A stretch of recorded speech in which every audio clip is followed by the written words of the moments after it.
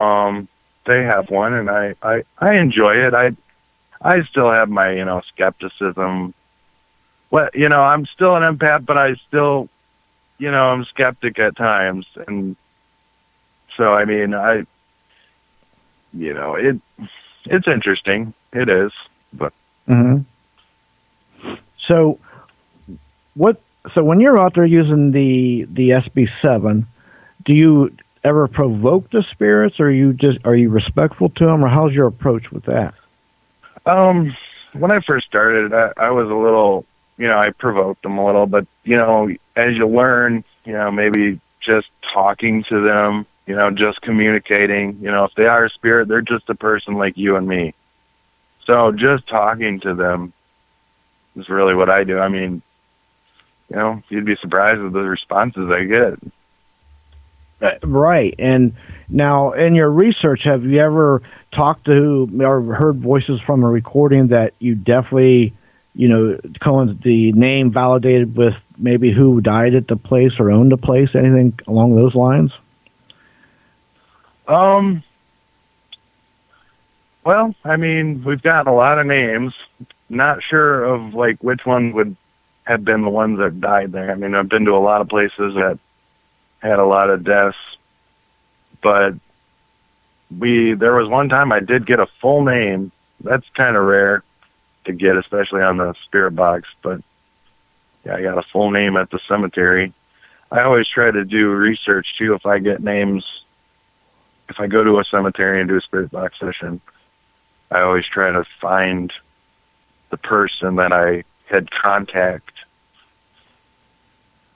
What was strange about that is I couldn't really find that name. What did they say? I mean, did they say anything other than their name? Was there more to it, or was?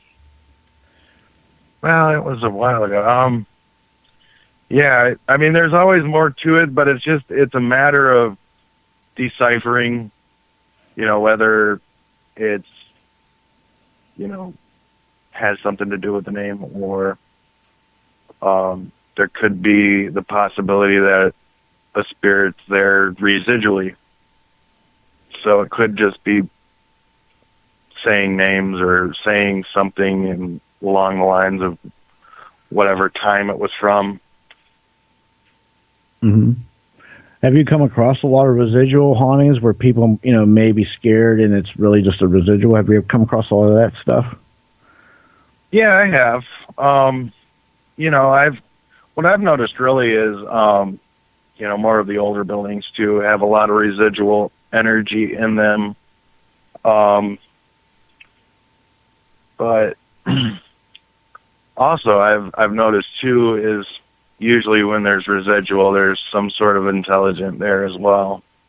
So it's really whether you can figure out which one's which. If you're asking a question, you get a direct response, then that's intelligent. Or if you're asking a question and you get some random phrase that's like, what are you talking about? Maybe that's just a residual voice coming through. Mm-hmm. And also with the spirit box. Oh, yeah. Also with the spirit box is sometimes it can be just the radio, because it does scan radio frequencies. Okay, so you got to kind of discern between. I see what you're saying there. Okay. Yeah. And yeah, that can be a little. Yeah, I can see where you're going with that. Okay. It's tricky too. Yeah. Well, yeah, I guess it would be. Now, if you had a choice to investigate, asylum or cemetery, what would be your top choice to go to? Well, I have not been to an insane asylum yet, so that would definitely be one for the books. I heard there's one over by Detroit that's taken in team members, so I try to get a hold of them. Now, tell us what's your plans as a team? What's your goals? Keep doing what we're doing. Keep helping people. We're always open for, if someone's having activity, we always love to do what I call readings or, investigate. But also at the same time, if the family's willing, we'll cleanse the home. We do our best we've had a lot of good success. I mean, between Jamie and I, we've helped a lot of families.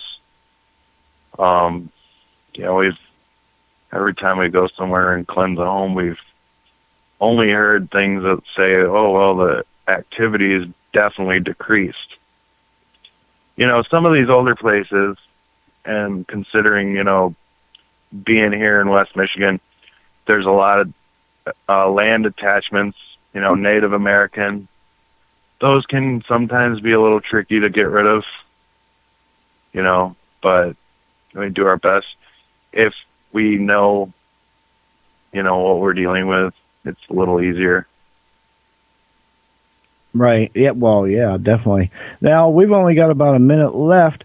You want to tell everybody, you got a website or somewhere where you're going to be or whatever you want to say? Yeah, go on YouTube, look up Lakeshore Paranormal. Should pop right up.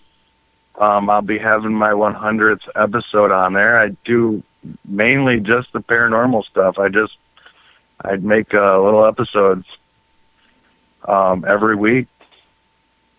Not really strict on what days of the week it comes out, usually once a week.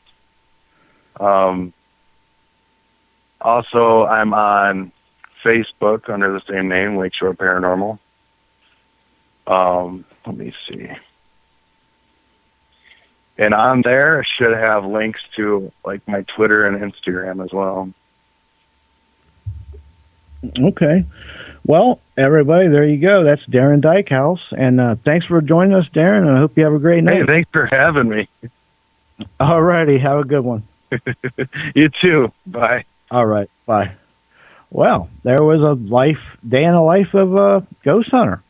You never know what you're going to come across when you're out ghost hunting. You've definitely got to be careful, protect yourself. There's a lot of things out there that is nasty. It's not all good. Not only that, you got to be careful. But some of these old buildings, the floors, you'll fall through them. They've got bed bugs. They've got cockroaches you could bring home. There's a whole assortment of things. Then there's black mold and all kinds of health issues. So be careful out there if you're ghost hunting. Do your research, do your protection, and be vigilant on this stuff. Hey, watch out for snakes and creepy spiders that you can get bit by too. Absolutely, and raccoons they carry notorious carrying rabies, and there's bats. I've come across crazy birds, angry birds, and you're right, snakes. It's all there. You got to be careful. Now, tomorrow on the show, we got Barbara DeLong on. She runs her own radio show. She's going to be on. We're going to be talking paranormal things like UFOs, aliens, and abductions tomorrow night. And then our second guest, we're going to be, talking about ghost hunting again with a very well-established group of ghost hunters. And I think tomorrow is going to be a great show. Now, tonight on the internet side, we're wrapping it up here in a few minutes. The radio stations will continue on for the next 2 hours. I just wanted to let everybody know tonight the internet is only going to be 2 hours long. Yeah, and again, there's access, all kinds of good. Check out the website. There's all kind. We got the merchandise there. You can see the upcoming guests, past shows, all kind of good information on there. And if you want to help support the show and keep it free to listen to all the prior shows, which you could be there every night for 2 years listening to a different show. Hey, donate $1 or $2. Go to our website, click on donate. It is handled through PayPal. It's secure. Donate $1 or $2. Help pay for the bandwidth. I mean, to put this show on is it costs a lot because of the bandwidth we use. And going out to a service that supplies out to the radio stations, very expensive. A lot of people don't realize radio stations don't pay us to carry the show. We make a little money off of advertising. And I'm trying to keep the advertising off this end. I do have some advertising coming up here about the week before Christmas because I'd be crazy not to. So we will have probably a couple nights of advertising on our show. But after Christmas, then, after New Year's, you will not find it. Also, we are taking off the 24th, the 25th of December. So, we'll put a replay on for the 24th, 25th. I'm going to be celebrating Christmas. The same thing with New Year's. The day before New Year's and New Year's, we will not be around. So, but there's a lot of, shows. You can go onto the website, and if you have trouble sleeping at night and you need something to sleep with, help put you to sleep, you can listen to any one of our songs, right? Shows there, James. That's right. We've got over 300 past shows you can access, and I got to put a shout out to Tom and their songs. They're amazing, great songs. And Earl Grey, his song, I just love that song. They're all this stuff, this information is on the website, and again, there's 300 plus shows. If you like UFOs, you like abductions, ghost hunting, cryptids, it's there. And not just there, there's some of the biggest names out there as some of the guests, Whitley Strieber, Jim Penniston, Terry Lovelace, and on we go. And don't forget, we have Terry Lovelace coming back on, I think, here in about a week or so. It's going to be on for 4 freaking hours. So we're going to I'm going to pretend I'm a psychiatrist or a hypnotist, and I'm going to take him from the very beginning and ask a whole bunch of detailed questions to him. And we're going to take it step by step by step. And we're going to find out what actually happened. And it's going to be a good show. So if you're into UFOs and aliens and abductions, Terry Lovelace, this will let you know, the guy is very credible. He was a former U.S. Attorney General, Assistant Attorney General.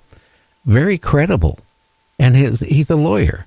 And he's not, he's very dependable. He was in the Air Force where all this transpired when he took off for the weekend to go camping with his buddy, and they saw a light, a triangle light, and it kept getting closer and closer. And then they decided to go to bed, and that's when it got scary. And I'm not going to say any more than that, but I'll tell you, it's going to be really interesting when he's on for 4 hours. I'll tell you that. Well, I will say this much, out of all the guests we've had on, and my goodness, that's a lot. He's the one that really intrigues my interest and my full attention, and on the edge of my chair with every word, because his words are so sincere, and he says them with such conviction. You can feel it in his voice. And I got to tell you, I'm looking forward to that 4-hour show, especially because we learn something new every time he's on, and it's fascinating and intriguing, and I'll tell you, I can't wait for it. Oh yeah, definitely. Let me look and see if I can find when he's going to be back on. We have Earl Grey on the 13th, and Terry Lovelace will be on from 7 o'clock to 10 p.m. So he's going to be on 3 hours on the 18th of December. But and go ahead.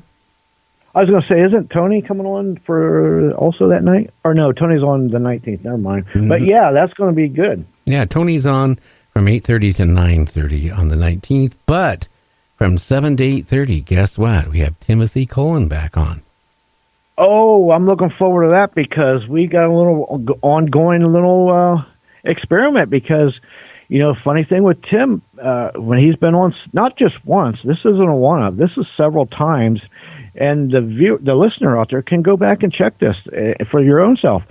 His shows, we get certain parts of the interview, I don't know, some kind of buzzword, when we start to talk about certain things, it's like it's being interfered with. It doesn't come, it won't let him say it. And we've tried this with different phones and everything, so this time's going to be interesting to see if that happens again. Well, you know what I did is I purposely put them back to back. So the night before, we have Terry Lovelace on, and then we have Timothy Cullen that was abducted and had an implant removed by the late Dr. Roger Lear. So it's back to back of abduction stories.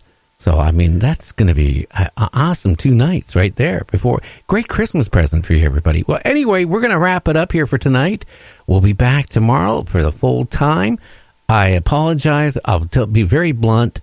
We are putting on a replay for the radio stations for 2 hours only because our other guest is scheduled for tonight. God bless him. He come down with the flu, and he was really sick, and I could not find another guest to fill in. And certainly we couldn't do the wacky news for 2 hours. So